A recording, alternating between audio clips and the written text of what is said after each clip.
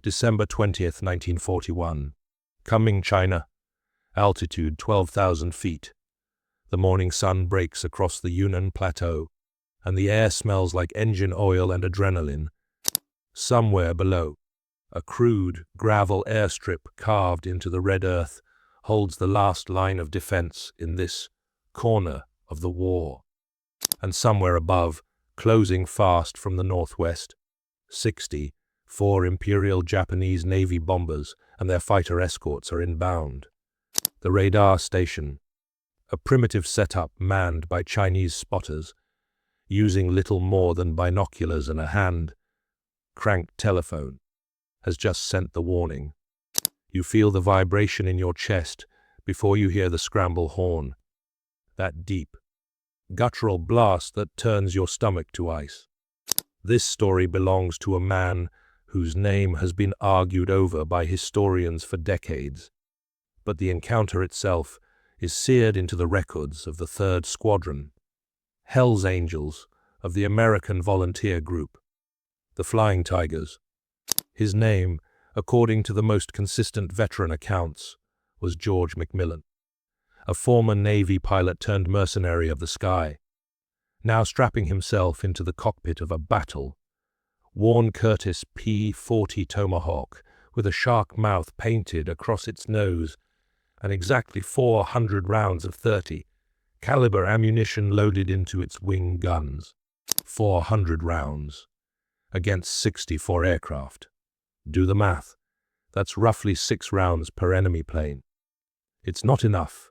It's never enough. McMillan's engine coughs, catches, then roars to life. The Allison V1710 inline engine, screaming at 1,040 horsepower, shaking the entire airframe as if the plane itself knows what's coming. He doesn't have a wingman. The rest of the squadron is either still on the ground, taxiing through dust clouds, or already scrambling in different directions, trying to intercept the formation at various points along its approach vector. Standard AVG doctrine, designed by Claire Chennault himself. Never engage the Japanese in a turning dogfight. Never. The 0 and the key 27 will turn you every single time. Instead, you climb, you dive, you slash, you run, and you pray. McMillan pushes the throttle forward. The P-40 lurches down the gravel strip, stones pinging off the undercarriage like shrapnel, and lifts into the pale blue sky over Kunming. He banks hard to the east, climbing at full military power, the engine temperature gauge already creeping toward the red. He needs altitude. Altitude is life. Altitude is the only currency that matters when you're outnumbered 30-1. At 14,000 feet, he sees them. The horizon doesn't just fill with aircraft. It becomes aircraft. A sprawling, staggered formation of Mitsubishi Ki-21 heavy bombers, their twin engines droning like a swarm of mechanical wasps, stretching across the sky in disciplined V-shaped elements, and weaving around them, above them, flanking them. The fighters, Ki-27 Nate interceptors, light and nimble, their fixed landing gear visible even at this distance, glinting in the morning light. He counts 10, 20, 30, then stops counting. There are too many. The formation fills his windscreen like a wall of metal and death. His mouth goes dry. His gloves are damp inside. The stick feels slick beneath his fingers. Every instinct screams at him to turn around, to dive for the deck, to run. But running means those bombers reach Kunming. Running means the airfield burns. Running means the fuel dumps. The ammunition stores, the sleeping quarters full of ground crew, all of it goes up in flames. McMillan doesn't run. He pushes the nose over and begins his dive. The P-40 accelerates like a falling anvil. This is its one true advantage. In a dive, nothing in the Japanese inventory can match it. The airspeed indicator swings past 300 miles per hour. 320, 350. The airframe shudders and groans. The wind noise becomes a deafening howl, drowning out the engine, drowning out thought itself. The controls stiffen under the aerodynamic pressure, and it takes both hands and raw physical strength to keep the nose pointed at the lead bomber element. He picks his target, the lead Ki-21, the formation leader, the one whose bombardier is probably already lining up the crosshairs on the Kunming airstrip. At 600 yards, the bomber swells in his gun sight. At 400 yards, he can see the rear gunner swiveling his turret toward him. At 200 yards, close enough to see the rivets on the fuselage, he squeezes the trigger. The wing guns erupt. Tracers streak forward in converging lines of light, stitching across the bomber's left engine nacelle. Pieces of aluminum skin peel away like paper. Black smoke erupts. The bomber yaws violently to the left, breaking formation, and the entire lead V element scatters in confusion. But McMillan doesn't have time to celebrate. He doesn't even have time to breathe. Because now, every fighter in that sky has seen him. Every Ki-27 pilot is rolling into pursuit, and he is alone, one shark-mouthed P-40, pulling up from his dive at 380 miles per hour, with 63 remaining enemies and a rapidly emptying ammunition supply. The first tracer rounds zip past his canopy like white, hot needles, close enough that he swears he can feel the heat through the plexiglass. The tracers come in streams now, not from one direction, but from three. McMillan yanks the stick hard right and kicks the rudder pedal, throwing the P-40 into a violent barrel roll that slams him against his harness straps with enough force to leave bruises that will last for weeks. The G-forces crush his vision down to a narrow tunnel. Grey edges creep inward. His blood feels like wet concrete pooling in his legs, but he keeps his hands moving, stick, rudder, throttle, because the moment he stops moving, he dies. A Ki-27 screams past his canopy, so close he can see the pilot's goggles. The white scarf trailing behind the man's neck. The red Hinamaru on the fuselage burning like a bullseye in the morning light. The Japanese fighter overshoots. Too fast, too eager, and McMillan's reflexes fire before his conscious mind catches up. He snapshots a burst from his wing guns, no more than 15 rounds, and watches two of them punch through the Ki-27's thin aluminum skin just behind the cockpit. The little fighter shudders, trails a ribbon of white coolant vapor, and falls away to the left in a lazy, sickening spiral. He doesn't watch it go down. There's no time. Chenault's doctrine thunders through his skull like a mantra. Dive, shoot, climb, never turn, never stay. McMillan shoves the throttle to the firewall and pulls back on the stick, converting his remaining speed into altitude. The only savings account that keeps paying dividends in a fight like this. The P-40 groans under the strain, the wings flexing visibly as he pulls 4, 5, nearly 6 Gs in a screaming chandelle that trades velocity for precious height. His vision dims again. His arms feel like they're filled with sand. But when he rolls out at the top of the climb, he's 1,500 feet above the formation, and for exactly 3 seconds, no one is shooting at him. 3 seconds. An eternity. He scans the chaos below. The bomber formation has fractured. The lead element is scattering. The damaged Ki-21 trailing a thick column of oily black smoke as it limps northward, losing altitude with every passing second.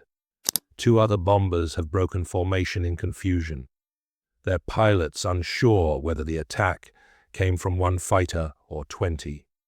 This is the genius of Chenault's slashing attack, a single diving pass, executed with enough violence and precision, can make an entire formation believe it's under assault by a squadron. Panic is a weapon. Confusion is ammunition. And right now, Macmillan is spending both freely. But the fighter escorts aren't confused. They're furious.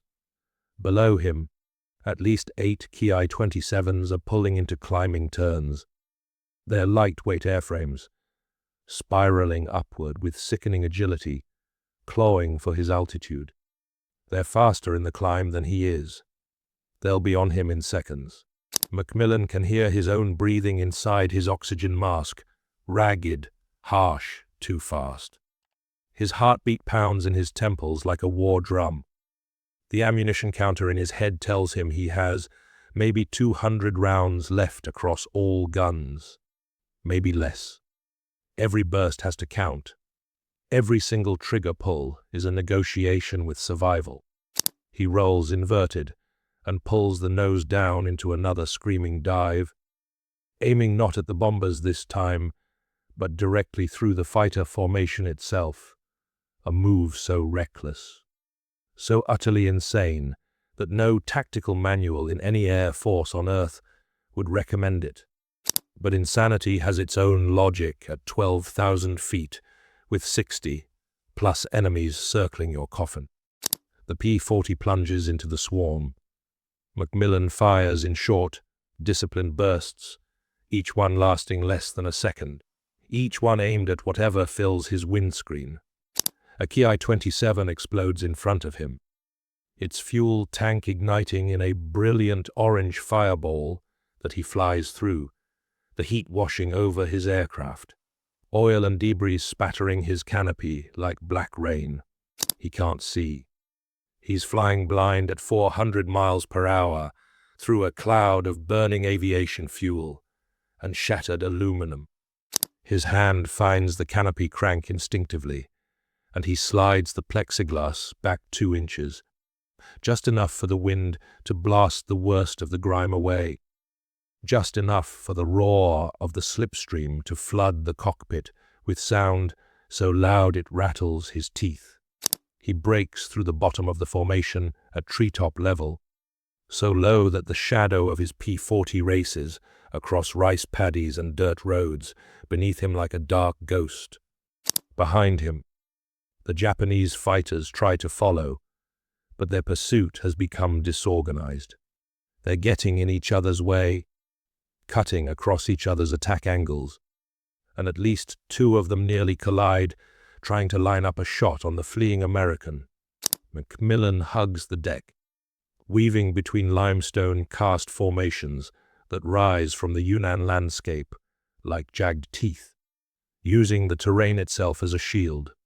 The P-40's shark mouth skims the treetops. Branches whip beneath his wings. A farmer in a rice paddy ducks, flat against the mud, as the roaring machine passes overhead close enough to part his hair. For 2 agonizing minutes, he flies like this, jinking, weaving, bleeding off pursuers one by one as they lose visual contact against the ground clutter. The Ki-27s, designed for open sky dogfighting, struggle to track him through the maze of hills and valleys. One by one, they peel away. The formation recall signal sounds from the Japanese flight leader. The bombers are scattering, the mission compromised, the element of surprise obliterated by a single madman in a shark-faced fighter. When Macmillan finally lands back at Kunming, the P-40 is riddled with bullet holes, 14 of them. The ground crew counts each one in stunned silence. Hydraulic fluid weeps from a severed line in the left wing. A round has passed cleanly through the fuselage, 6 inches behind his seat, 6 inches from severing his spine. His guns are nearly empty. 11 rounds remain across all 4 weapons. He climbs out of the cockpit on shaking legs. His flight suit is soaked through with sweat. His hands tremble so badly, he can't light his own cigarette, and a crew chief has to do it for him. He stands there on the red dirt of the Kunming airstrip, smoking in silence, staring at the sky where the last traces of black smoke are dissolving into blue. Claire Chennault himself reviews the encounter report that evening.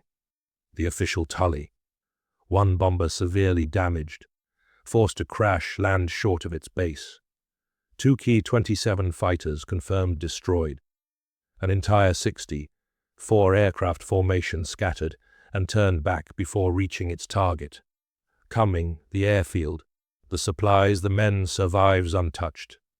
All because one pilot in one obsolete fighter, with 400 rounds of ammunition and a set of tactics written on a chalkboard in a bamboo briefing hut, decided that the math didn't matter, that the odds didn't matter, that the only thing that mattered was pointing the nose at the enemy and refusing, absolutely, furiously, stubbornly refusing to die.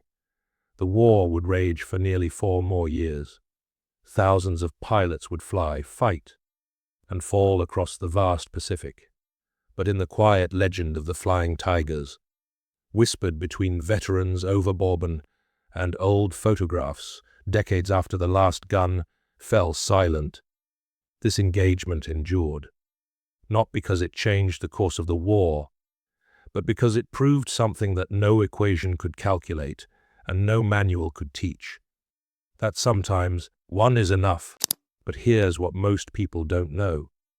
Macmillan wasn't the only flying tiger who faced impossible odds that week over Kunming. There was another pilot, flying the same day, whose story has never been fully told.